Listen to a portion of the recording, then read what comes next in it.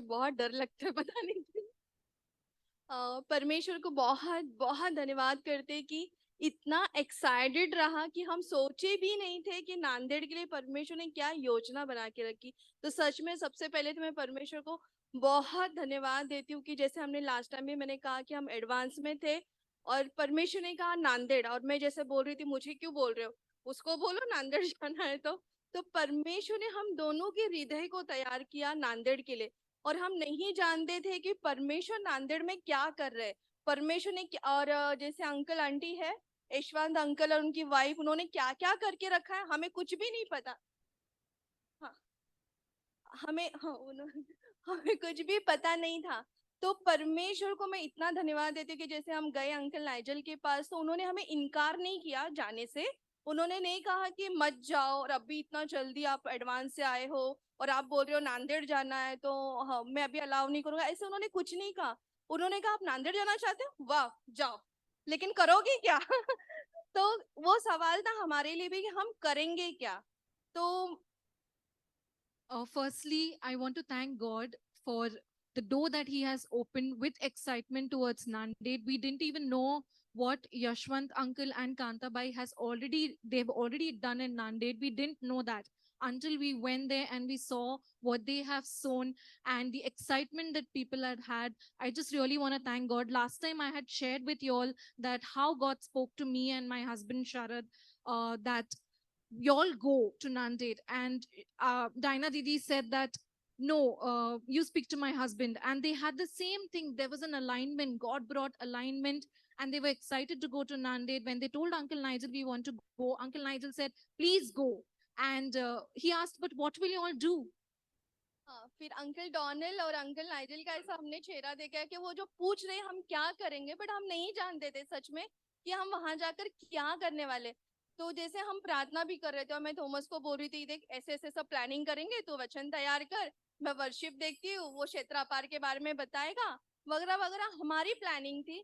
But सच में जैसा परमेश्वर का वचन कहता है कि हमारे सोच से भी परे, मतलब हम सोच भी नहीं सकते, हमारी प्लानिंग कुछ भी वो प्लानिंग नहीं थी, क्योंकि हम नहीं जानते थे कि इन्होंने इतना बी को बोया है, इतना बोया है कि मैंने अंकल से कहा, यशवंत अंकल से, कि कितना सारा वचन सुसमाचार प्रचार करके रखे हो, थोड़ा कम तो करते, क्योंकि इतने लोग थे वहां पर।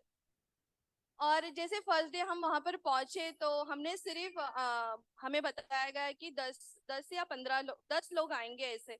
तो आंटी ने कहा ठीक है 10 से 15 लोगों का खाना हम लेकर जाएंगे। बट विश्वास नहीं हो रहा था कि वहां पर ऑलमोस्ट 30 अबाव लोग आ जाएंगे, मतलब 30 से भी ज्यादा लोग वहां पर थे। So when Uncle Nigel told us that what will you all do, me, Thomas, and Sharad, we started preparing, we started discussing. But indeed, God has plans. He has plans way ahead of us. And when we went to Nanded, we saw that God had already gone ahead of us. What Yashwant Uncle and Kantabai had done, we saw their work and we saw what they had done. So many people they had reached out to. And when we went there for the first day, we thought that only 5 to 6 people will come, but actually there were more than 30 people who came, 31 people who came.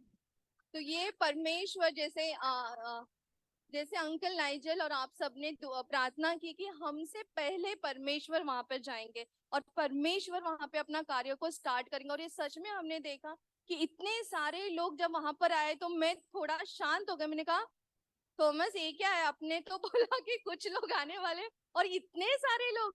तो uncle Yashwant खुद बोलने लगे कि मुझे भी नहीं पता कि इतने लोग कैसे आ गए, हमने इतने जन को इनवाइट नहीं किया। बट ये परमेश्वर का कार्य था, क्योंकि परमेश्वर यीशु कहता है कि मैं अपनी कलीसिया बनाऊंगा।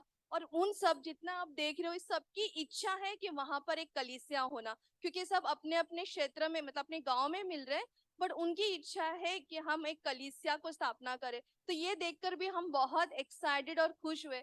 और कुछ प्रिपरेशन तो हमारे पास नहीं था, लेकिन जैसे वहां पे नेहा और पूजा करके है और दो लड़की अलग अलग, एक नांदेड़ से है और एक गायतोंडे से है। तो इनकी आवाज जो नेहा थी उसकी फर्स्ट डे पे वर्शिप पे मुझे इतना छू लिया, क्योंकि उसकी आवाज इतनी बुलियन थी, मतलब इतनी 50 लोग उसका बिना माइक के सुन सकते, इतनी जोरों की आवाज थी। और परमेश्वर की इतनी उपस्थिति थी कि हम खुद हिल गए, हम देखते रह गए और मैंने कहा परमेश्वर ये क्या है। तो प्रभु बोलता है और देख, मैं और दिखा रहा हूँ, और देख। तो वचन जो मैं और थॉमस ने बांटा, तो जो उनको नीड थी, परमेश्वर सिखा रहे थे कलीसिया को लेकर। हम तो सिर्फ सोच रहे थे कि हाँ कलीसिया होना चाहिए, लेकिन ऑलरेडी परमेश्वर उनके दिलों को प्रिपेयर किया। So when we went there on day one, we were actually expecting very few people to come, but there were many people who came. And we were once shocked, we were silent, and we were asking each other, where did these people come from? So indeed, God has gone before us and He has prepared the hearts of the people. This is what we all prayed for as a church, that God will go before us. When we gathered in the group of 31, there is a girl called Neha. She's got such an amazing voice that she doesn't need mic to speak. She doesn't need mic to praise the Lord. Her voice is so loud. She led the worship in this time. And Sharad shared about regions beyond values, and they shared about the word. तो सच में first day हमारे लिए बहुत, मतलब first day जब हम Friday को मिले, इतना मतलब इतनी परमेश्वर की उपस्थिति थी कि हम जब आते आते थे तो हमने अंकल को बोला कि सच में परमेश्वर ने अपनी कलीसिया स्थापन करना स्टार्ट किए। और उसके बाद जब हम विजिट कर रहे थे तो थॉमस बोलता है मुझे कि ऐसा मेरी लाइफ में कभी नहीं हुआ कि रात 12:30 बजे तक हम विजिट कर रहे, लोगों को मिल रही है। फर्स्ट टाइम मेरे साथ ऐसा हो रहा है कि मैं इतने देर तक लोगों के घर पे जाके बातचीत कर रहा हूँ, और लोग इतने हमको बुला रहे थे, और हम भी बिल्कुल भी नहीं थके थे। हम ट्रैवल करके गए, काम पे से हम मतलब ट्रैवल करके हम पहुंचे नांदेड़, बट हम में भी इतनी परमेश्वर की उपस्थिति थी कि हम ऐसे बांट रहे थे, तो वो प्यार परमेश्वर दे रहा था। इसलिए भी मैं परमेश्वर को बहुत बहुत धन्यवाद देती हूँ कि जैसे परमेश्वर कह रहे थे, जैसे जैसे परमेश्वर हमसे कह रहे थे कि लोगों को मिलो, और जो लोग विश्वास में कमजोर थे, हमें मदद हुआ उनको उठाने में। क्योंकि मैं और शरद, जो हमारी जीवन की कहानी थी 9 साल की, जो कुछ हमारे साथ हुआ, हमने खुला मन से उनसे बांटा। हमने नहीं सोचा कि लोग हमारे लिए क्या सोचेंगे, लेकिन जैसा वचन कहता है कि हमें हमारे जीवन से बताना है, तो हम दोनों ने हमारी गवाही उनको बताई कि हम परमेश्वर में, प्रभु में, और उनके परिवार जो आज तक अविश्वासी है, बट हम कैसे उनसे सामना किए, परमेश्वर कैसे बीच में आए, और वो गवाही सुन के वो बहुत एक्साइटेड हुए। So we saw that God has already established, He's already established His people there. The church that God wants to build there, no one can stop it. And we want to thank the Lord for this. We saw that the hearts of people were eager to listen. They wanted us to come and visit them. They wanted us to come and talk to them. They were all so eager for the word, and they were all so eager to gather. And we saw that we were sitting till night 12:30. It was so exciting to just share from our lives. Sharad and Dinah shared from their lives how they have for 9 years struggled, and how they deal with people who don't believe in their family. So this was very exciting to all who heard it. और ये सच में बहुत अद्भुत गवाही है इनकी, परमेश्वर और उनकी वाइफ की। ये गाय तोंडे यहाँ पे जाने के लिए अंकल को पहले एटलीस्ट वन साइड ट्रैवल करने के लिए एटलीस्ट 4 to 5 आवर्स लगते थे, एक साइड नांदेड़ से इनके पास जाना। बट अब वो सीखे कि बस कौन से टाइम पे आती है, कैसे कितने बजे आती है, या कोई तो उनको पिकअप करने आता है। अदरवाइज इनके गांव जाने के लिए अंकल को नांदेड़ से बस लेना है, बस से उनको वॉक करके जाना है, एटलीस्ट 1 आवर कुछ लगता है उनको चल के जाने के लिए। बट उन दोनों के इतने प्रोत्साहित, तो इतना मैंने देखा कि जोश की उन्होंने हार नहीं माने, बट उन्होंने परमेश्वर के कार्यों को आगे रखा। तो और इनकी गवाही ये है, वो जो दी आपको दिख रही है वहां पे ताई उनके साथ, वो पढ़े लिखे नहीं है, बिल्कुल पढ़े लिखे नहीं है। तो उनका इतना विश्वास था, और वो कह रहे थे कि परमेश्वर मुझे तेरा वचन पढ़ना है, मुझे पढ़ना है। और उनके हस्बैंड को पढ़ने आता है, बट उनके हस्बैंड उनको टॉर्चर करते थे और बोलते थे कि नहीं तू ये क्या कर रही है, ये कौन से धर्म का क्या लेके आई है, और उसको बहुत हर्ट किया उन्होंने। बट वो फिर भी चुप नहीं बैठी, उसने परमेश्वर से मांगा, और ये विश्वास है उसका कि परमेश्वर मुझे सिखाएगा, और जरूर परमेश्वर ने उनको सिखाया। आज वो बाइबल पढ़ रहे हैं बिना स्कूल जाए। So from Nanded to go to Gaitond, which is a small village, it's very far. It at least takes 5 hours for Yashwant uncle to travel from Nanded to Gaitond. But he's learned in this while how to travel there. This is a couple from Gaitond, Parmeshwar and Saraswati. Their testimony is that Saraswati could not read. She's uneducated. But then she got the gift of reading. She can now read the Bible.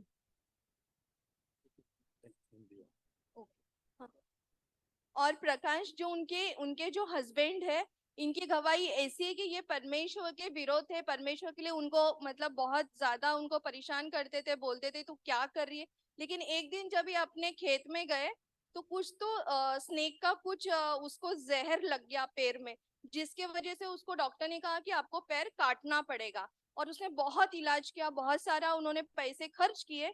But uncle को call आता है कि please मेरे husband के लिए प्रार्थना करो, उसका पैर कट जाएगा। और अंकल फोन पे प्रार्थना करते हैं, उसको मिलने जाते। और उसके 2-3 दिन के बाद ही ऐसा होता है कि सपनों में उसको यीशु दिखता है।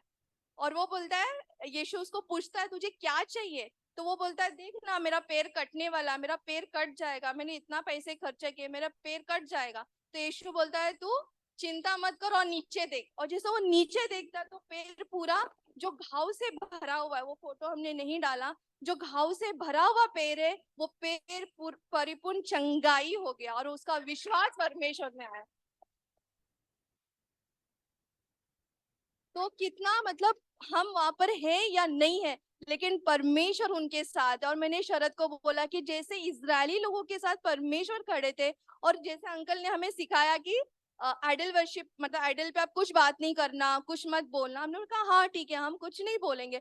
लेकिन वो लोग हमें बोल रहे थे कि हमने पूजा पाठ किया तो हमें जो बीमारी से हम चंगे हो गए थे, जो चीजों से हमें छुटकारा मिला था, लेकिन डबल मतलब डबल पोर्शन में वो श्राप की तरह हमारा पीछा किया। लेकिन जब हमने पश्चाताप किया तो परमेश्वर ने उस सबको माफ करके अभी हम बहुत अच्छे। तो हम तीनों भी एक दूसरे को देखने लगे और परमेश्वर को धन्यवाद दिया कि परमेश्वर की आप वहां पर आपका कार्य कर रहे हो, आप आपका वहां पे काम कर रहे हो। और ये मारुति और उनकी फैमिली जिससे हम रात को हम बोले 12:30 बजे मिले। और ये पूजा है जिसके बारे में मैं बता रही थी, अंकल के साथ बहुत ही विश्वास में खड़ी ये लड़की, घर परिवार में एक ही विश्वासी है वो। बट अब उसकी बहन जिससे हमने समय बिताया, मम्मा से उसके समय बिताया, अब वो तीनों भी बहुत प्रोत्साहित है परमेश्वर में आगे बढ़ने के लिए। और ये चिकली से है, चिकली में ताई है जो सिर्फ परिवार में अकेली विश्वासी, उनके भी हस्बैंड से उनको मतलब सपोर्ट नहीं है, बट वो फिर भी परमेश्वर में खड़े। इनसे मिलके भी हमें बहुत एक्साइटेड और परमेश्वर को हमने धन्यवाद दिया। ये नेहा है, ये नेहा है। और जब हम वहां पर भी गए मिलने तो एटलीस्ट वहां पे 20 लोग आए परमेश्वर के वचन को सुनने के लिए और परमेश्वर को जानने के लिए। हाँ, ये दीदी, ये जो ताई है सोना, सोना ताई की भी यही गवाही है कि सांप ने उनको डसा था, उसका पैर पूरी तरह से खराब है, आज भी अभी वो प्रभु की तरह से चंगी हो रही है। तो इनकी भी यही गवाही हमें सुनने मिला कि सांप ने ढसा, प्रार्थना किया, अंकल ने भी उनके लिए प्रार्थना किया, वो अच्छा हो रहा था। लेकिन जब उसने पूजा पाठ किया तो उसका पैर और ज्यादा वर्स्ट हो गया, बहुत ज्यादा। लेकिन जब उसने पश्चाताप करी तो आज उसका पैर पूरी तरह से हील हो रहा है, बिना मेडिसिन के, बिना इसके। Okay, so you can just play the things. Just stay. So what I'd like to do is firstly, if we can, Yashwant Bhai and Kanta Bhai can just, if you can just, Kanta Mausi can just stand. All right. We want to.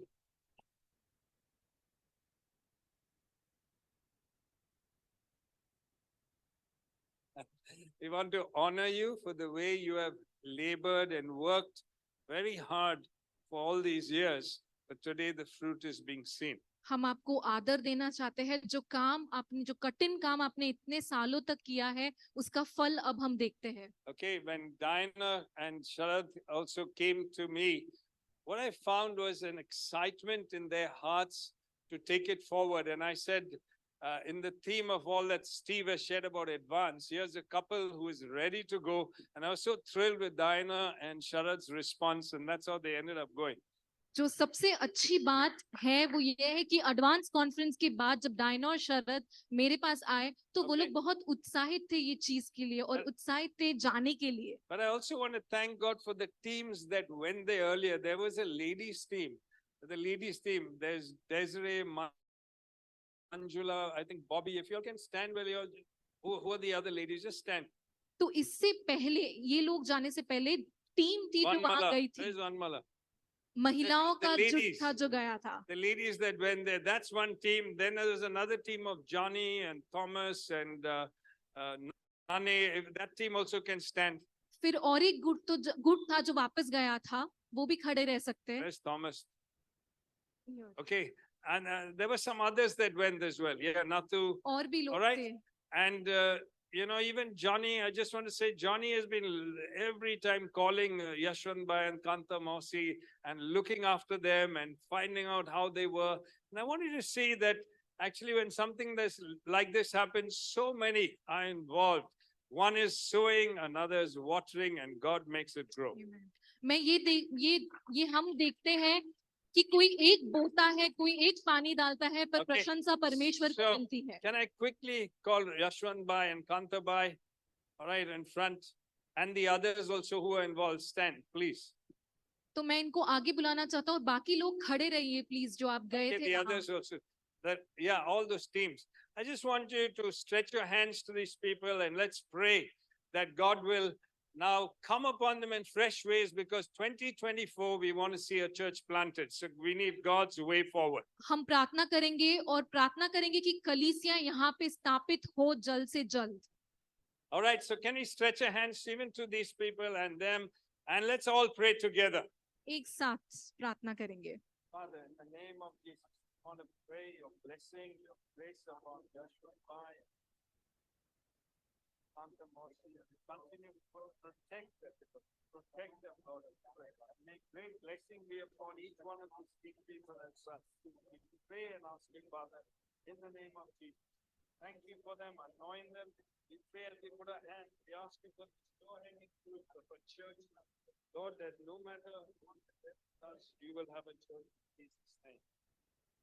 Bless them, Lord, we pray. Protect them and guard them from opposition. But we pray and ask you that by your Spirit, you would help us see a church established in this place by 2024 in Jesus' name. Amen. Let's give the Lord also a big hand, yeah? All right. Okay, we also this morning want to welcome, there's Nane, Sarita, and a bundle of joy. हम आज की सुबह स्वागत करेंगे नन्हे भाई का, सरिता का और उनके नन्हे का। Okay, and that is Daniel. All और right, उनका so नाम let's है give them, Daniel. come on, let's give them a big welcome. We had such a difficult time. How many people had tried to tell Nani, please get married, but today he's a father, and we're so happy. Yes, Nani and Sarita, we are so happy for you all, and we're thrilled. All right. आपके God लिए bless you. बहुत खुश है, परमेश्वर आपको आशीषित करे। All right, the children are going to go up, बच्चे अब जाएंगे and we've got something exciting this morning. और कुछ बहुत उत्सुक है आज की सुबह। Children, if you can बच्चे, quickly run up. अगर आप तुरंत जा सकते हो ऊपर।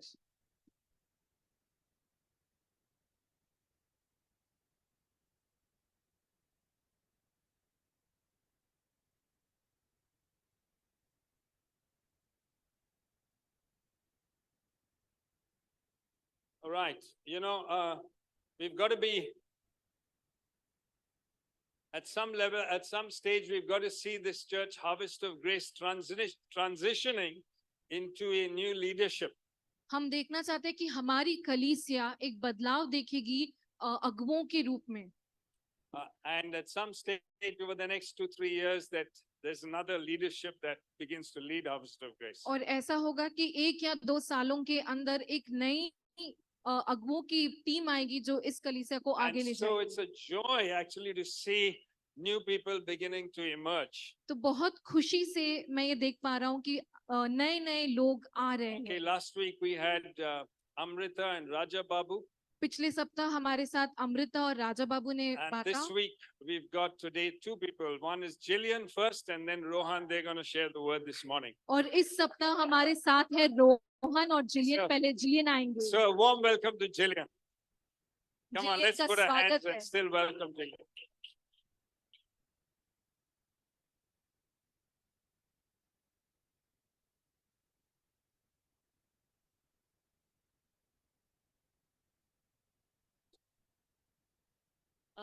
So I want to thank Uncle Nigel for giving us this opportunity to share.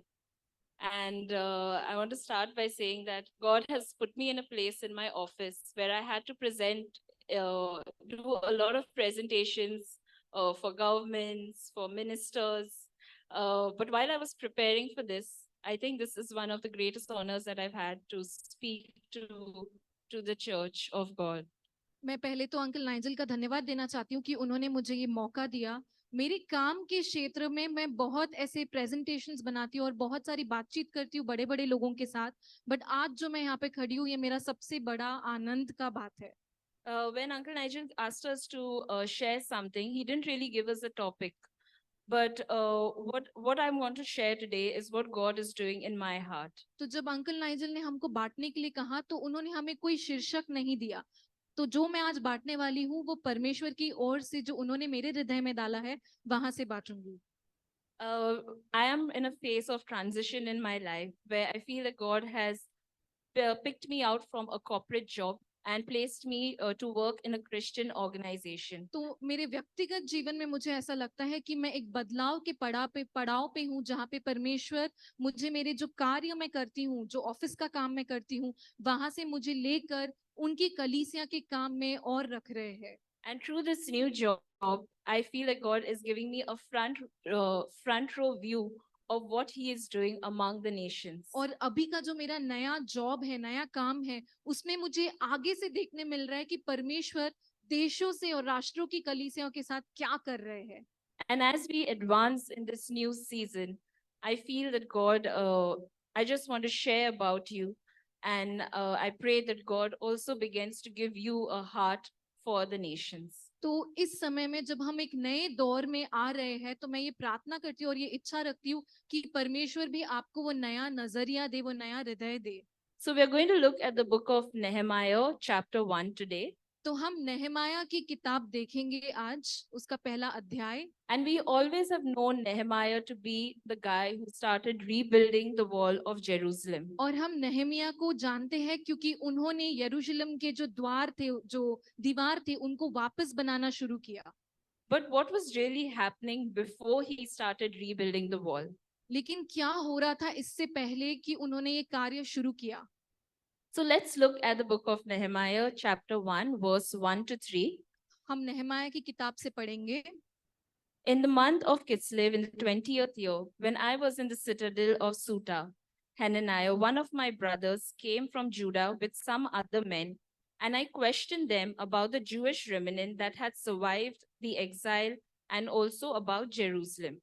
They said to me, "Those who survived the exile are back in the province and are in great trouble and disgrace. The wall of Jerusalem is broken down and its gates have been burned with fire." हकलिया के पुत्र नेहमाया के वचन 20वें वर्ष के किस्लेव नामक महीने में, जब मैं शनून नामक राजगढ़ में रहता था, तब हनानी नामक मेरा एक भाई और यहूदा से आया हुआ कई एक पुरुष आए। तब मैंने उनसे उन बचे हुए यहूदियों के विषय जो बंधुआई से छूट गए थे और यरूशलेम के विषय में पूछा। उन्होंने मुझसे कहा, जो बचे हुए लोग बंधुआई से छूटकर उस प्रांत में रहते हैं, वे बड़ी दुर्दशा में पड़े हैं और उनकी निंदा होती है, क्योंकि यरूशलेम की शहरपनाह टूटी हुई है और उसके फाटक जले हुए हैं। So what is the situation that Nehemiah is in at that moment? The walls of his city are burnt down, the gates have burnt down, and the walls have been broken. And they are in a situation that they have never experienced before. They are in great trouble, and the city is in disgrace. तो नेहमाया की परिस्थिति हम यहाँ पे देखते हैं। इस परिस्थिति में यहाँ के जो द्वार है वो जल गए हैं, उनके फाटक जल गए हैं और ये परिस्थिति बहुत निराशजनक परिस्थिति है। And today, sometimes when we look around at what's happening in the world, we can feel like we are in a Nehemiah situation, when our city, where our nation, where the nations around the world are just in so much of chaos. There's war, there's earthquakes, there are all sorts of things happening. और अगर हम आज की परिस्थिति देखते हैं, हमारे आसपास देखते हैं, तो हम भी उसी समय में जी रहे हैं जहाँ पे नेहमाया था। हम आसपास देखते हैं कि युद्ध हो रहा है, हम भूकंप हो रहे हैं, बहुत सारी ऊपर नीचे चीजें हो रही है और गड़बड़ी हो रही है। But what can this mean for you and me today? तो इसका क्या मतलब है मेरे और आपके लिए आज? So let's take a deeper look at the story of Nehemiah and what he was doing in that situation. तो हम नेहमाया की कहानी से और गहरी तरीके से देखेंगे कि वो क्या करता है इस परिस्थिति में। By the way, just to let you know, Nehemiah was not a priest or of any religious ranking. हम ये जानते हैं कि जो नेहमिया था वो कोई ऊंचे दर्जे का, वो कोई महायाजक नहीं था, but God used him even then to rebuild the city of Jerusalem. फिर भी परमेश्वर ने नेहमाया का इस्तेमाल किया ताकि वो जो शहर के द्वार है उसे वापस बना सके। So if you look closely at the verse 1 to 3, what it says is, Nehemiah, I questioned them about the Jewish remnant. Nehemiah was inquiring about what is happening in Jerusalem. तो जब हम इन वचनों को पढ़ते हैं हम देखते हैं कि नेहमाया पूछता है कि जेरूसलम के जो बचे हुए लोग हैं उनकी परिस्थिति क्या है। He was becoming aware of the situation that is around him. वो जो परिस्थिति थी उससे जागरूक हो रहे थे, वो जानकारी ले रहे थे कि परिस्थिति कैसी है। Are you aware of what's happening around you in your city? क्या हम जानते हैं हमारे इर्द गिर्द आसपास शहर में क्या हो रहा है, Or in the world around us? या दुनिया में क्या हो रहा है। Now, I'm not talking about the latest social media trend, अब मैं जब बोल रही हूँ तो मैं जो सोशल मीडिया पे हो रहा है वो आपसे नहीं पूछ रही हूँ, but do you know what is happening around in the world? पर क्या आप जानते हो कि राष्ट्र भर में क्या हो रहा है। Now, let's see what Nehemiah became aware of. अब हम देखते हैं कि नेहमिया किस बातों से वाकिफ हुआ। He became aware that the city was going through great trials and disgrace. वो वाकिफ हुआ इस चीज से कि जो शहर है वो बहुत निराशजनक स्थिति से गुजर रही है। The walls were broken and the gates were burned down. उनके दीवार जो है वो टूट गए थे और उनके फाटक जल गए थे। What's happening around us in the world right now? हमारे इर्द गिर्द हमारे राष्ट्र में क्या हो रहा है। There has been war in 2023. एक युद्ध हो चुका है। There are new sexual ideologies that are coming up. बहुत सारे नए सोच विचार आ रहे हैं। India has become the most populated country in the world. जो भारत शहर है वो लोगों की तादाद में सबसे ज्यादा है, But yet we have only 2.3% of Christians. तब भी हम सिर्फ बहुत कम मसीही लोग हैं। There are the highest number of unreached people groups in India. जो हमारा देश है वहां पे लोगों को सुसमाचार नहीं गया है, बहुत कोनों कोने तक नहीं गया है। So that is the situation our nation is in. तो इस परिस्थिति में आज हमारा देश है। We know that there is a rise in persecution against the Christians. हम जानते हैं कि सताव जो मसीह के खिलाफ आती है उसमें बहुत गति आ गई है। But as we become aware of all this chaos that is around us, लेकिन जैसे हम इस चीज से वाकिफ होते हैं जो हमारे आजू बाजू हो रही है, if you look closely, you will also see the amazing work that God is continuing to do in the nations around us. अगर हम इस स्थिति को ध्यान से देखेंगे तो हम देखेंगे कि परमेश्वर का कार्य इस परिस्थिति में भी चल रहा है। I just want to share a small story of our last trip to Bali because of my work. तो मैं आप लोगों के साथ कुछ बांटना चाहती हूँ। जब हम बाली गए थे मेरे काम के लिए, This was for a leaders training conducted by the organization that I am working for. ये अगुवों की ट्रेनिंग के लिए था और ये उस ऑफिस में या उस काम की जगह पे था जहाँ पे मैं अब काम करती हूँ। There were people from 21 different nations who attended that training. तो 21 अलग-अलग राष्ट्र से वहाँ पे लोग आए थे जो इस ट्रेनिंग को अटेंड कर रहे थे, who were trained to be pastors and leaders and are just going to plant churches in the जो- next 1 year. जो ट्रेनिंग ले रहे थे ताकि वो पासबान बने और वो कलीसियां बोने वाले व्यक्ति बने। The people came from all different nations that we've never heard of before. और वहाँ पे ऐसे लोग आए थे ऐसे राष्ट्रों से जिनका नाम भी हम लोग ने कभी नहीं सुना होगा। There were people from Cambodia, वहाँ पे लोग थे कंबोडिया नाम की जगह से, Uzbekistan, उज़्बेकिस्तान नाम की जगह से, Kyrgyzstan, किर्गिस्तान नाम की जगह से and even Mongolia. और मंगोलिया नाम की जगह से भी लोग थे। Now, these are not English speaking nations, अब ये अंग्रेजी बोलने वाले राष्ट्र नहीं है and the gospel has really not been preached before in these nations. और सुसमाचार इन राष्ट्रों में अभी तक फैला नहीं है। But it was so exciting to see that God is reaching out to the people even in these nations. ये देखना कितना अच्छा था कि परमेश्वर इन राष्ट्रों तक पहुंच रहा है And they carry such a passion for His kingdom. और ये जो लोग थे वो कितना जुनून लेकर आते हैं अपने राष्ट्रों के लिए। Another interesting fact that I learned while I was there, और एक उत्सुकता वाली बात जो मैंने वहां पे जानी, the fastest growing church in the world right now, can you guess which country is that happening in? आज के दौर में ऐसा कौन सा राष्ट्र है जहां पे मसीहों का तादाद सबसे ज्यादा बढ़ता जा रहा है? It's कौन सा Iran. राष्ट्र? It's Iran. ये ईरान है। Now, in that nation, even carrying your Bible is illegal. Iran ये राष्ट्र में आप आपका बाइबल भी लेके नहीं जा सकते, वहां पे ये अनुमति नहीं है इस बात की। And yet today, the church is growing the fastest in that nation. फिर भी इस परिस्थिति में कलीसिया सबसे ज्यादा इस राष्ट्र में बढ़ रही है। So if you are not aware, church, of what is happening around you, तो अगर आप इस बात को नहीं जानते कि आपके आसपास क्या हो रहा है, I urge you to make yourself aware of not only just the troubles that are going around in the nations, but also of what God is doing. तो मैं आपसे निवेदन करती हूँ कि आप जानिए आपके इर्द गिर्द क्या हो रहा है और परमेश्वर ऐसी परिस्थिति में भी क्या कर रहे हैं। Now, after knowing and becoming aware of what's happening around us, how do we react and how do we move on from there? अब ये सब जानने के बाद कि हमारे आसपास क्या हो रहा है, हम क्या करें और हम इस परिस्थिति में आगे कैसे बढ़े। So we look at verse 4 and we see that when Nehemiah heard these things, he sat down and wept for days. And he says, for days I mourned and fasted and prayed before the God of heaven. तो नेहमाया यहाँ पे इस परिस्थिति में ऐसा करते हैं कि वो परमेश्वर के सामने आते हैं, वो उनके सामने निवेदन लेके आते हैं और वो रोते हैं। Now Nehemiah, to remind you, is not a priest. और नेहमाया कोई याजक नहीं है। And instead of making any big plan and strategy of how he's going to get victory for his nation, और कोई योजना बनाने के अलावा कि वो ये देश में जीत कैसे ले आएगा, he comes before God and he prays.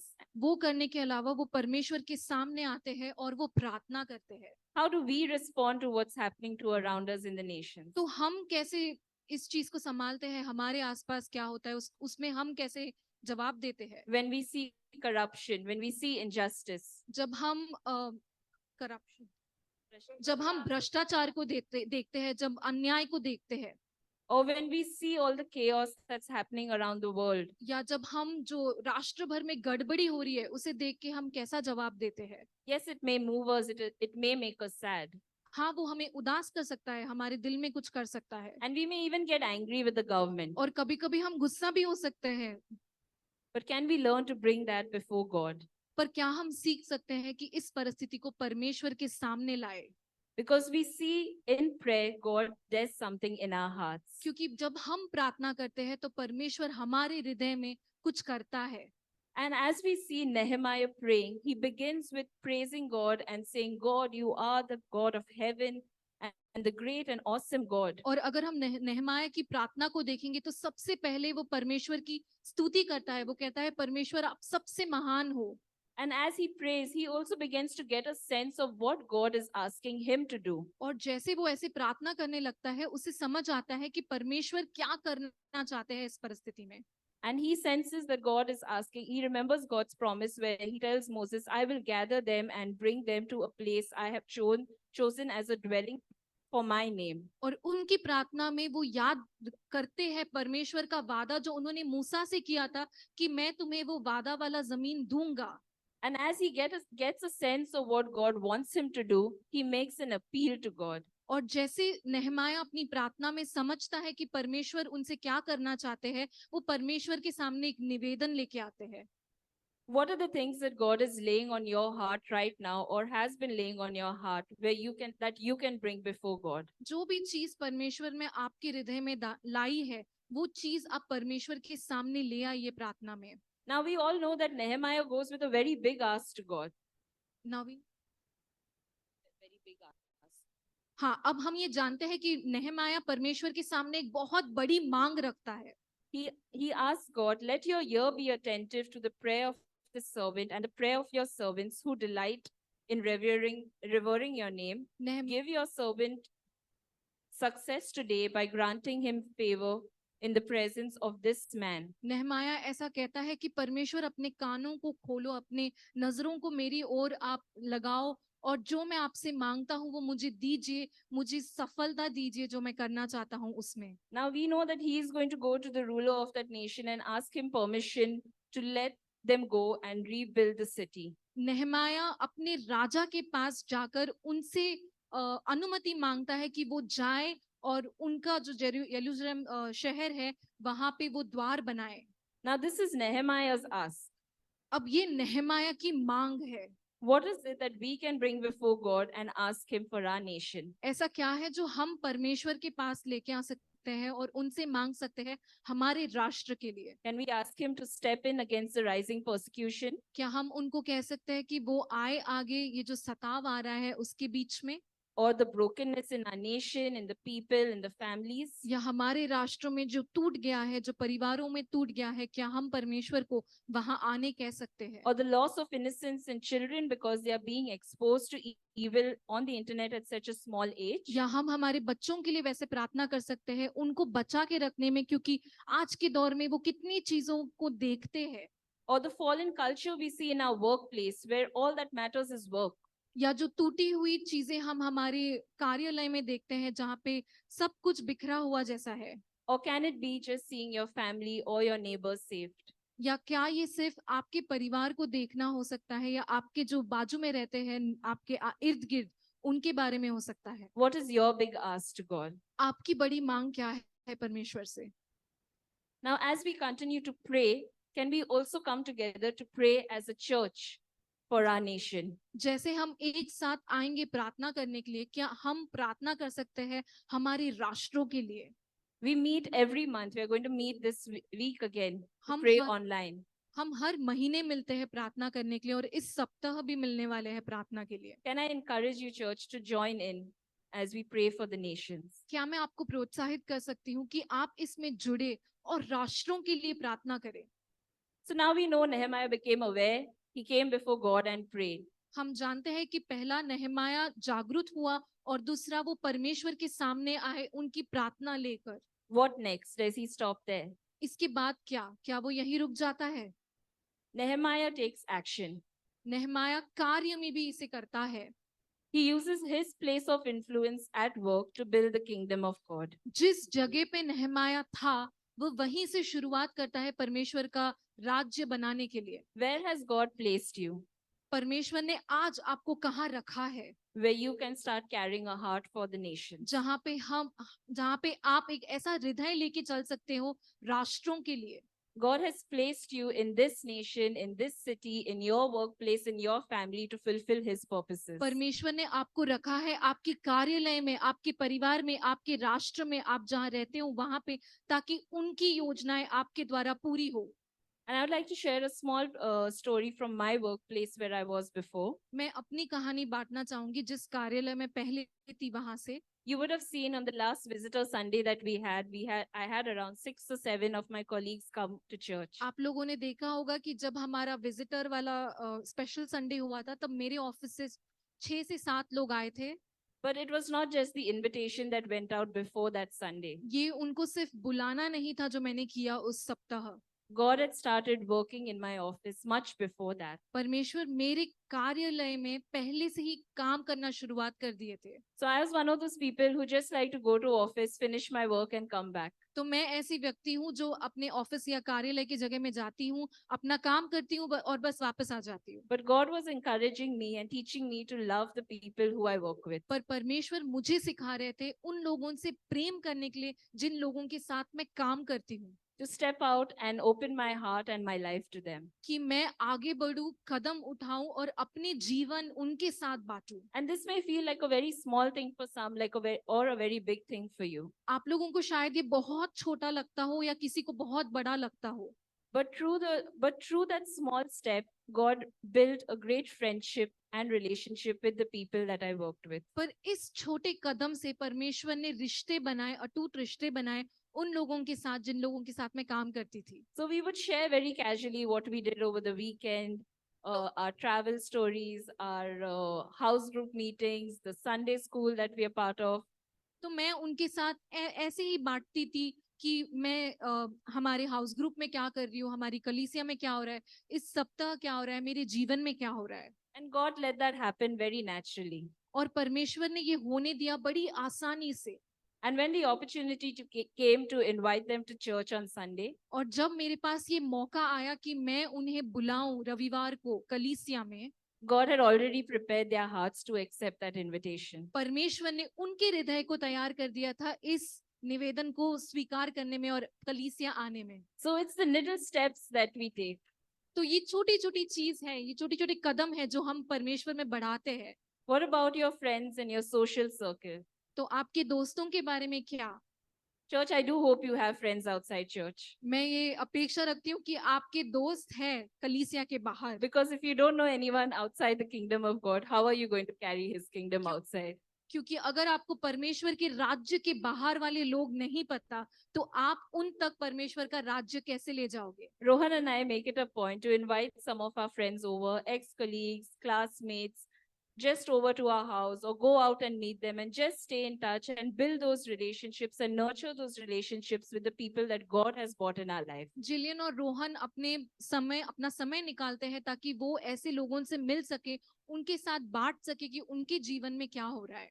And you don't have to go with a big strategy and a plan. आपके पास कोई बड़ा योजना नहीं होना चाहिए ये करने के लिए।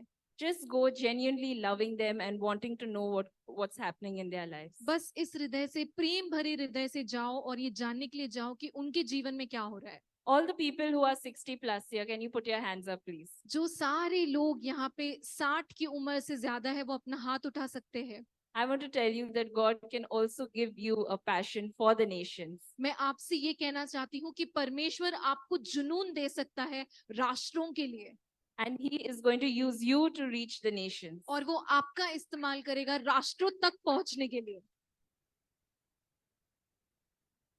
And maybe this may just be by carrying his joyful presence where you are placed in your society or in your family. और ये शायद इतना ही हो सकता है कि आप परमेश्वर की उपस्थिति, आनंदित उपस्थिति जो आप में है, वो आप दूसरों तक भी लेकर जाओ। Or maybe reconnecting with that old friend from school. या शायद ऐसा कोई दोस्त जो आपके स्कूल में आपके साथ था, आप उनसे वापस बात कीजिए। Or maybe just picking up the phone and calling that long lost relative. या आप सिर्फ अपना फोन उठाइए और ऐसे रिश्तेदार से बात कीजिए जिससे आपने इतनी देर से बात नहीं की थी। Church, we are in a season of advance. कलीसिया, हम आगे बढ़ने के दौर में है। And God is going to give us the nations. और परमेश्वर हमें राष्ट्र देना चाहते हैं। He already is moving among us and we can see that. वो पहले से ही हमारे इर्द गिर्द काम कर रहे हैं और हम इसे देख पा रहे हैं। It's so encouraging to hear what Dinah shared. ये कितना प्रोत्साहित वाला बात है जो डायना दीदी ने बाता, And all the little steps and the big steps that were taken before that. और जो सारे कदम उनसे भी पहले बढ़ाए गए थे।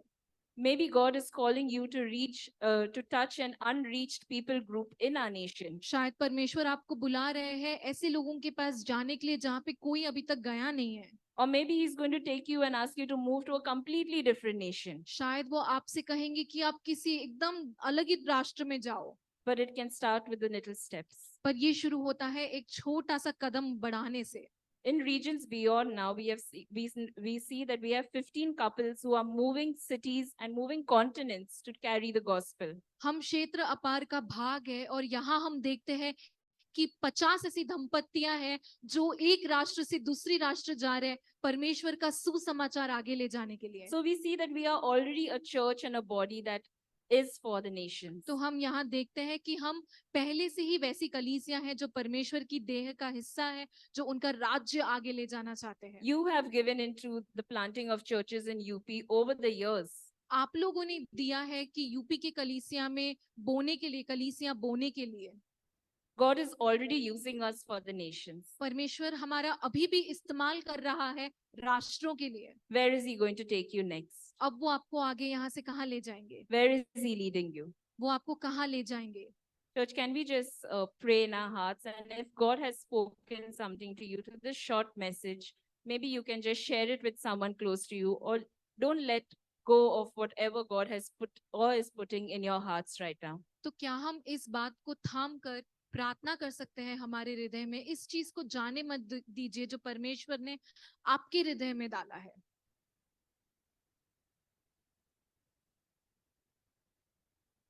Maybe we can just close with a prayer. हम एक प्रार्थना के साथ अंत कर सकते हैं। Lord, I just thank you for what you are doing in our hearts today, Jesus. And we know, Lord, that you are a God who has a heart for the nations and for our nation. I just want to pray, Lord, that you give us a heart like yours, that is passionate, that wants to love the nations and the ends of the earth. I just thank you, Father, for your word and for your love. In Jesus' name I pray. Amen. That's fabulous. Thank you so much, Gillian. But maybe before we call Rohan, can you just share one thing you picked up this morning about having a heart for our city or our nation, something that's on your heart and that you can do? Rohan आगे आने से पहले क्या आप एक दूसरे के साथ बांट सकते हो कुछ एक चीज जो आज आपने सीखी या अपने अपने हृदय में पाई अपने शहर के लिए, अपने राष्ट्र के लिए? Okay, so we are aware what's happening in our nation, but what can you do finally? तो हम जानते हैं हमारे राष्ट्र में क्या हो रहा है, Can बट you- आप क्या कर सकते हो? Can you reach to your neighbor, your workplace, or what did you get this morning? Can you just share with your neighbor? क्या आप एक दूसरे से बांट सकते हो? What did you get?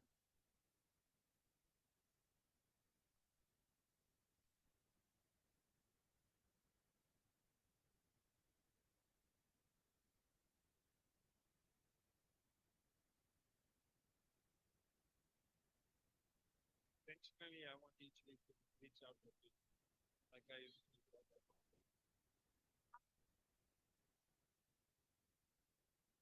Yes. Amen. Amen. Okay, you can share more later, but can I encourage you? आप लोग और बाद में बांट सकते हो, अब हम आगे बढ़ेंगे। Listen, we got to be out there. That's सुनिए, advance. आप लोगों को Okay. वहां बाहर होना है, इसे आगे बढ़ना कहते Yes. हैं। Just call your neighbor for a cup of tea. That's it.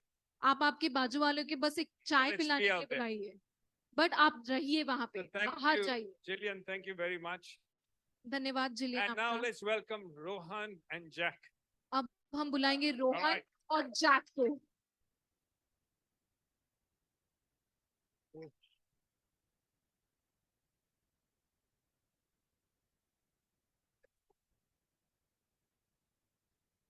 All right. Thanks, Jillian, for that amazing word, so stirring. और धन्यवाद जिलेन का उस शानदार वचन के लिए, वो बहुत ही उत्तेजित करने वाला था। Are you all still with me, or can we move on for 20 minutes more? क्या आप हो अब भी हमारे साथ? अभी भी हमारे पास 20 मिनट है। I'm going to try to stick to 20 minutes, but if I go ahead, please don't take it against me. और अगर मैं थोड़ा और आगे बढ़ जाऊं तब गुस्सा मत होइएगा। So basically, yeah, that's my topic of my word. What I want to share: small steps, big impact. और आज का जो मेरा संदेश का शीर्षक है वो ये है, छोटे कदम बड़ा प्रभाव। Yeah, I was trying to condense my entire message into a small, easy, digestible topic, so I selected this. और अपने संदेश को मैं छोटा करके ऐसे लेकर आना चाहता कि वो जल्दी से आपको हजम हो जाए। Over the years, we've been just talking about the word advance and going outward. और हम पूरे साल भर में यही शब्दों को लेकर चल रहे हैं कि कैसे हम आगे बढ़े और कैसे हम आगे निकलें। We started our year with the camp. Everyone remembers the camp in और Lonavala? आप सभी को याद है, हमने साल की शुरुआती कैंप के साथ करी थी। Only a few people remember. Was everyone called for this camp? Or सिर्फ everyone? कुछ ही लोगों को याद है, किधर है बाकी के लोग? Yeah, you all remember when we carried Uncle Nigel and Uncle Donald from one place to another, symbolizing, representing the advance. फिर हमने देखा कि अंकल नाइजो, अंकल डोनाल्ड को जैसे हम आगे लेकर जा रहे थे, हम ये दिख रहे थे कि हम कैसे उन्नति कर रहे हैं। So what we did was basically just representing the movement or the transition, just to represent that it's time for the church to transition as well. और ये हमने दिखाया कि ये बदलाव होना जरूरी कि कैसे कलीसिया आगे बढ़े।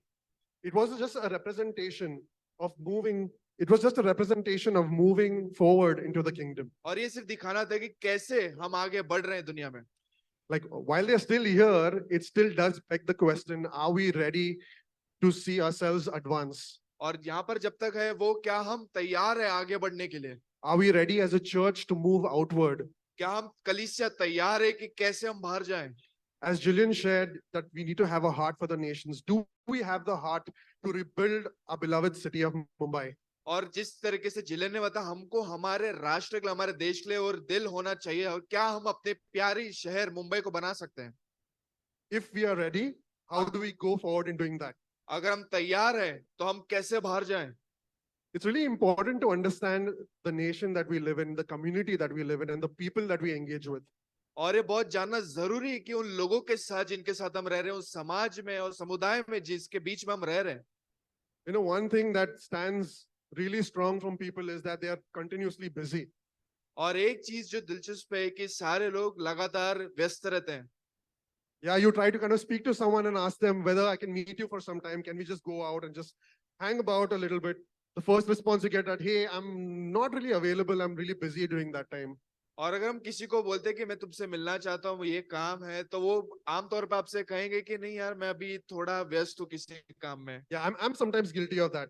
और मैं भी खुद अपने आप को ऐसा दोषी महसूस But aren't we all sometimes guilty of that? और कई हम भी से बहुत सारे लोग इस बात को दोषी महसूस करते हैं. So people are inherently busy by nature. और वास्तविकता में लोग जो है वो व्यस्त रहते हैं. Yeah, from the time they're born till the time they die, the entire time in between is just spent being busy. और जब से वो पैदा होते हैं, जब से लेके मरते हैं, वो ऐसे समय में रहते हैं जहाँ पर वो व्यस्त रहते हैं.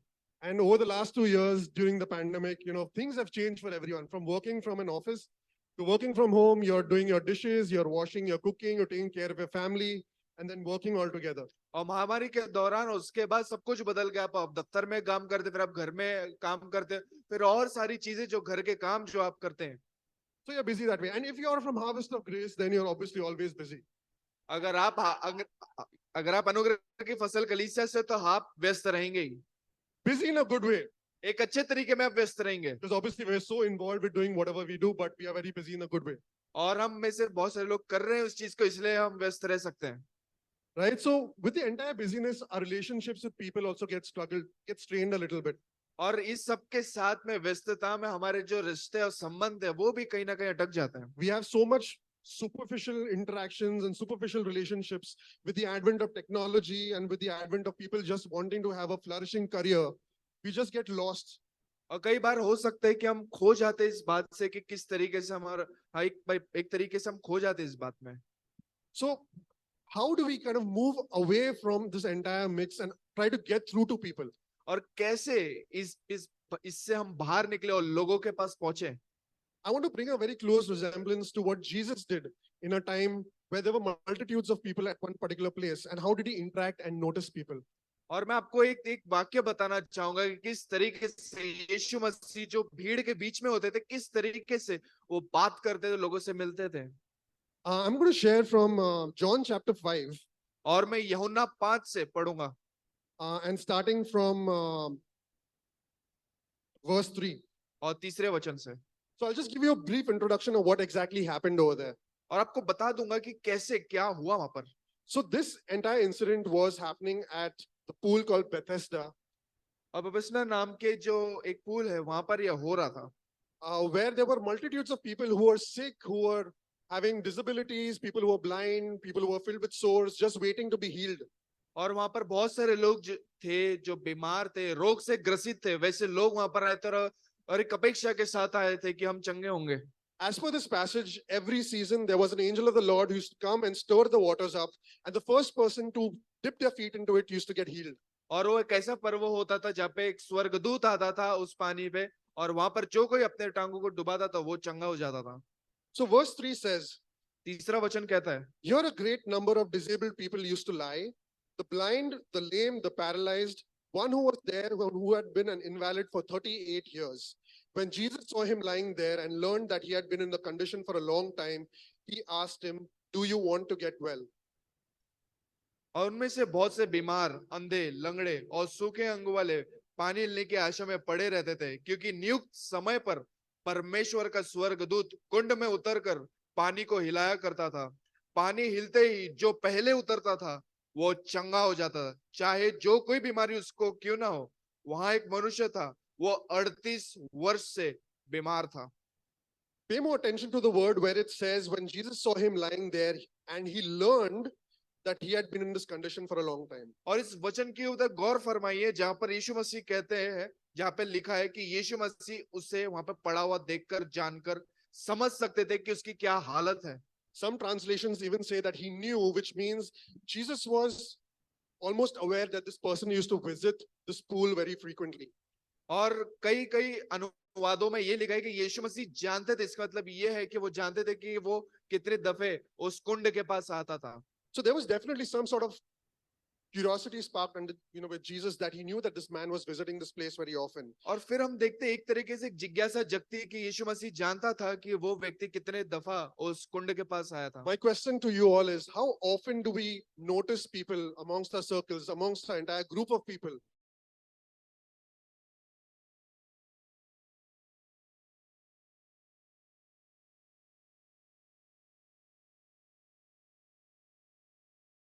कि आप गौर कर रहे हो किसके ऊपर कि वो व्यक्ति किस चीज से होकर गुजर रहा है? आपके ऑफिस में हो सकता है, आपके आसपास में भी हो सकता है। and how often after we notice that they are not doing well, how often do we engage with them? और जब आपको पता लगता है कि वो किस हालात से, मुसीबत से गुजर रहे हैं, तो कितने बार हम उनके पास जाकर उनसे पूछते हैं, उनके साथ बात करते हैं। Jesus noticed the crippled and he kind of reached out to him and he engaged to him and asked him, do you want to get well? यीशु मसीह उस व्यक्ति के पास आया, उससे बात करी और उसको पूछा, क्या तुम्हें चंगा होना है? Let's move forward. Let's see what Jesus did next. और आइए हम आगे बढ़ते हैं, देखते हैं यीशु मसीह ने आगे क्या किया। After the cripple said, after Jesus asked him, do you want to get well? The cripple said in verse 7, और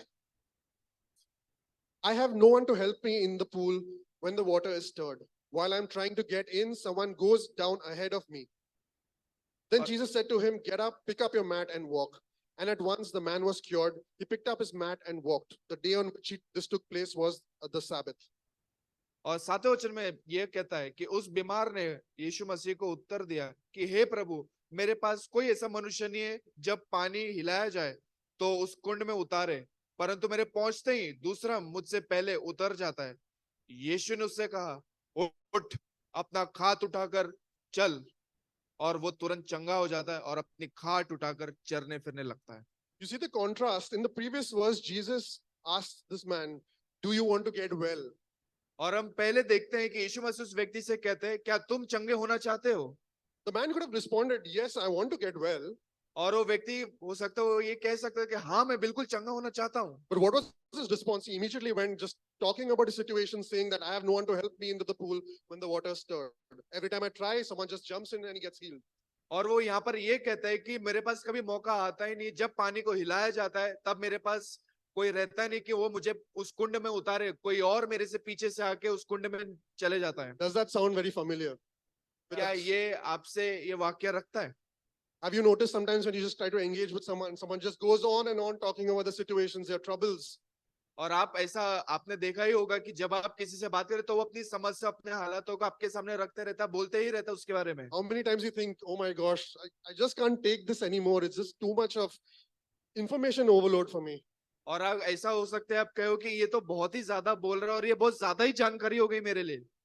Can we learn a little bit from Jesus and how patient he was in just listening to this person right now? और हम देखते हैं यीशु मसीह कितना ही धीरज धरे उसको सुनता रहा। And he also responded to him. और उसने उसको जवाब भी दिया। What was his solution? He said, get up, pick up your mat and walk. और वो ये कहता है, उठ, अपनी खाट उठा और चल। Many times when you're posed with a situation when someone really looks for an answer, what is our response to them? अगर आपका कोई आता है और वो एक जवाब की उम्मीद ले आता है तो आपका जवाब क्या रहता है? Is it aligned with the scripture? क्या वो वचन की रेखा में है? Does it speak life or is it aligned with the worldly ideologies? या फिर वो जीवन बोलता है या फिर वो संसार के सोच विचारों के साथ चलता है? Does the solution help in advancing by paving a way to share the gospel of Jesus Christ? क्या वो आपका उत्तर उसकी मदद करता है कि वो उन्नति करे, आगे बढ़े उस वचन में? Or are we just giving them a quick fix to solve the solution? या फिर हम उनको एक छोटी सी पट्टी चिपका रहे हैं कि वो उनका समस्या हल हो जाए? There's this one striking example, and it's really amazing how Jesus works, in his own due time. और एक उदाहरण है और ये एक बहुत अच्छा उदाहरण है जहाँ पर यीशु मसीह किस तरीके से अपने निर्धारित समय पर काम करते हैं। At the start of this year when I had layoffs in my company and I lost my entire team and a lot of my colleagues, और ऐसे समय कंपनी में बहुत सारे लोग छोड़ के चले गए और टीम्स के लोग चले गए। there was this one person I developed a connection with from my office. और मेरे ऑफिस मेरे दफ्तर में एक व्यक्ति के साथ मैंने एक अच्छा रिश्ता बनाया। And I knew that he was going through a very difficult time, और मैं जानता था कि वो काफी मुश्किल समय से होकर गुजर रहा है, both mentally and psychologically and even physically, because he's a person who was diagnosed with polio. और वो मानसिक तौर पर और शारीरिक तौर पे बहुत चीजों से होकर गुजरा, उसको पोलियो भी है। And also he had some sort of an illness where he couldn't really frame his thoughts properly or clearly. और उसको एक तरीके की बीमारी थी कि जहां पर वो अपने विचारों को सही तौर पे नहीं रख सकता था। He told me, you know, Rohan, I don't really believe what you guys believe in the church. I'm from a Christian background, but I just hate the church. और वो कहता है मुझे अच्छा लगे जो आप कलीसिया में करो, पर मैं खुद एक मसीह हूँ, मैं खुद एक क्रिस्ती हूँ, पर मैं नफरत करता हूँ कलीसिया से। You know, I've heard so many nasty things that the church has done to the people from the state where I come from. और जिस राष्ट्र से मैं आता हूँ, मैंने देखा है कि लोग किस तरीके का व्यवहार करते कलीसिया में। And eventually his conversations just went almost borderline blasphemy. और वो उसकी बात जो थी एकदम ही काफिराना वाली बात थी, उसकी बात है। But I reached out to him and I was just patient in listening to him. और मैं धीरज धरे उसको सुनता रहा। And I was like, hey, you know, I know that you've gone through a difficult time, but this is not what we believe in. This is not what Jesus stood for. और मैंने उसकी बात को पूरी सुना और फिर मैंने कहा कि मुझे पता है तुमने बहुत मुश्किलों से होकर तुम गुजरे हो, पर मैं आपको बता दूं मैं जिसमें विश्वास करता हूं वो इस बारे में नहीं है, वो कुछ अलग है। You know, in my interactions, I almost spent 70% of my time just listening to him. और 70% जो समय था मैंने सिर्फ उसको सुना। And it was just a great deal of patience that God graced me with. और उसमें परमेश्वर ने मुझे बहुत धीरज दिया। You know, it definitely wears you down when you keep on listening to kind of situations of people time and time again, but eventually I got through to him. और मैंने बहुत सारे लोगों की कहानियों को सुना, परमेश्वर मुझे वो हौसला दे ताकि मैं उनको सुन सकूं और आगे बढ़ूं। And just when I was preparing my message yesterday, in the evening, this guy reached out to me yesterday. और जिस तरीके से इस संदेश की तैयारी में कर रहा था, ये व्यक्ति मेरे पास खुद आता और मुझसे कहता है, And he was like, Rohan, I'm willing to give church a second try. I'm willing to give church a second try. और वो देखा और वो ये कहता है मैं कलीसिया को एक और एक मौका देना चाहता हूँ। You know, so church, sometimes the fruit of your persistence might not be there immediately, but it would take some time. और हो सकता है आपका मेहनत का फल जो है वो तुरंत आपको ना मिले, पर मिलता जरूर है। But you need to develop continuous effort of just being consistent in reaching out and just being there for this person. पर आपको लगातार उस परिश्रम को, उस मेहनत को करता रहना होगा उस फल को पाने के लिए। Which brings me to the third point, which is just to pursue them. और तीसरा जो मेरा मुद्दा है उसकी ओर मुझे लेकर आता है। So just for the benefit of time, I'm just going to quickly power through this, where it says that the Jewish leaders said to the man that he had been healed, and it's the Sabbath, and they wanted to know who is this person who exactly healed this person. और इस सब्बत का दिन था और वो ये जानना चाहते थे वहां के यहूदी अगुवे कि इसको किसने चंगा किया। The crippled said, the man who made me well said to me, pick up your mat and walk. और वो ये कहते हैं जो व्यक्ति ने मुझे चंगा किया उसने मुझसे ये कहा कि अपना खाट उठा और चल। You see, in the previous verse, Jesus provided him with a response and he got well, and that was his solution. और यीशु मसीह उसको प्रतिक्रिया देते और वही उसका जवाब रहता और वो चंगा हो जाता है। And later on, it says in this verse, और इस वचन में वो कहता है Jesus found him at the temple and said to him, यीशु मसीह ने उसको मंदिर की ओर पाया और उससे ये कहा, which means Jesus reached out to him or he followed up with him after a while. और ये बताते हैं यीशु मसीह उसके पीछे था, उसको देख रहा था। And his response was, see, you are well, stop sinning or something worse may happen to you. और वो कहता है उससे कि पाप करना छोड़ दे। And the man went away and he told the Jewish leaders that it was Jesus who made him well. और वो यहूदी अगुवों के पास जाता है और उनसे कहता है कि यीशु ने मुझे चंगा किया। So, you know, guys, it's just sometimes just these small interactions which we don't know what the fruit of it might be. और कई बार कलीसिया ऐसा हो सकता है, ये ऐसी छोटी मुलाकातें, ऐसी छोटी बातें उस चीजों को लेकर कर सकती हैं। You know, it's just not enough for us to engage and respond with people. We also need to be consistent in building a relationship with them. और सिर्फ ये एक बात की बात नहीं है, बल्कि हमको लगातार उस रिश्ते को आगे बढ़ाना है। You know, how often do we do that? How often do we reach out to people? और कितने बार हम ये करते हैं, कितने बार हम लोगों के पास पहुंचते हैं। Like sometimes we see a person has been healed or a person has, has got, has been saved. But how often do we make an attempt to reach out to them or check in with them how they are doing? और कई बार ऐसा होता है कि लोग चंगे हो जाते हैं, मसीह में आ जाते हैं, कितने बार हम उनसे मुलाकात करते हैं, कितने बार उनसे हम बात करते हैं कि कैसे वो क्या कर रहे हैं वो। Do we just avoid because they have the pity stories and the complaints again and we just don't want to kind of engage with that again? क्या हम इसलिए उनसे नहीं मिलते क्योंकि वो अपनी दुख भरी कहानी हमको बताना शुरू करते हैं और वो बोलना बंद नहीं करते, क्या हम उसके लिए उसके पास नहीं जाते? If yes, then we haven't really moved past just listening to them. और अगर ये बात है तो हम आगे अभी तक नहीं बढ़ पाए. So yeah, in short, I just want to conclude and say that, it's a season of advance for all of us. और मैं जल्दी खत्म करूंगा, आपको ये बताऊं, ये एक मौसम है जहां पर हम आगे बढ़े. And like all of you, I had this entire feeling of this daunting nature where I never felt that I can make a big impact in the kingdom, because I was always very scared just to interact with people. और मैं ये अपने बारे में बता रहा हूँ कि मैं ये कभी सोच भी नहीं सकता कि परमेश्वर के राज्य में परमेश्वर मेरा इस्तेमाल करें, क्योंकि मैं एक ऐसा व्यक्ति हूँ जो लोगों के साथ बातचीत करने में डरता है. And I always felt that I need to open the Bible and just share something from the Bible to kind of help them just understand the word. और ये मैं हमेशा मांगता था कि परमेश्वर मुझे उस ताकत देता कि मैं अपने बाइबल को खोलूं और उनसे वो बांटूं. But all that we need to understand sometimes is it just starts with very small steps. और आपको बता दो, ये सब की शुरुआत उस छोटे कदम से होती है. Sometimes just listening to people is enough. कि कई बार हो सकता है कि सिर्फ लोगों को सुनना ही काफी होता है. I've heard so many people tell me like, Rohan, you're a great listener.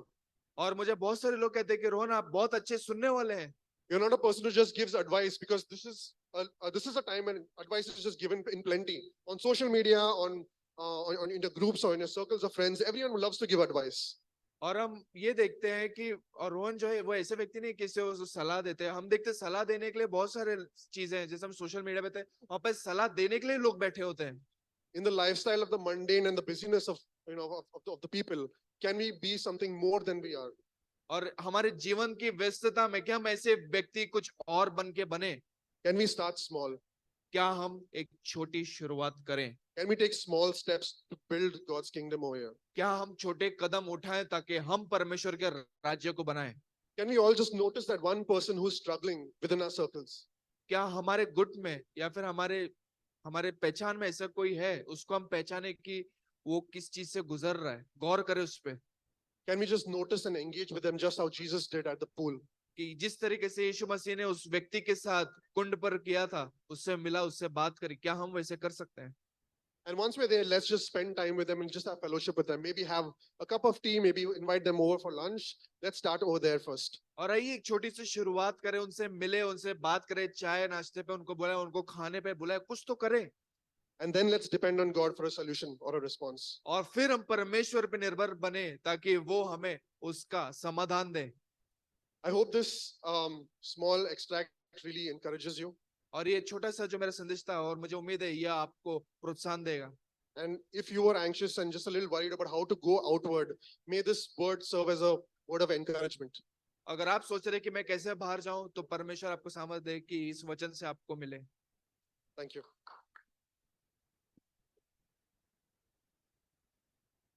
Thank you, Rohan. That was lovely, wasn't it? और क्या ही प्यारा संदेश था. Okay, just some things very simple and easy to do for all of us in terms of how we can advance. आसान और सरल है हमारे लिए कि कैसे हम चीजों को करें. Just notice and talk to people. गौर करें और बात करें. And listen and engage.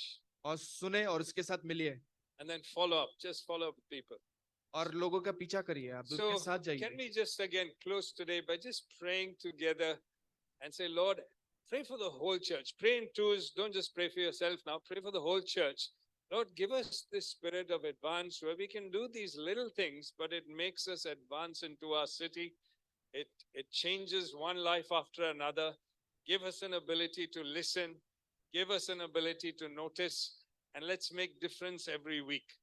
और आइए परमेश्वर से मांगे, परमेश्वर कि अपने लिए नहीं बल्कि अपने पड़ोसी के साथ मिलकर कि परमेश्वर मुझे सामर्थ दे कि किस तरीके से मैं एक बदलाव लेकर आऊं अपने परिवार में, अपने दोस्तों में, अपने काम की जगह पे. Okay, can we give a hand to Rohan and Jillian? और Thank you जिलेन so के लिए much. जोरदार ताली बजाएं उनके लिए. I think that was very lovely. Come, we'll stand and just pray together. And pray आइए for the कलीसिया हम whole खड़े हो जाए, फिर एक दूसरे हम प्रार्थना करेंगे.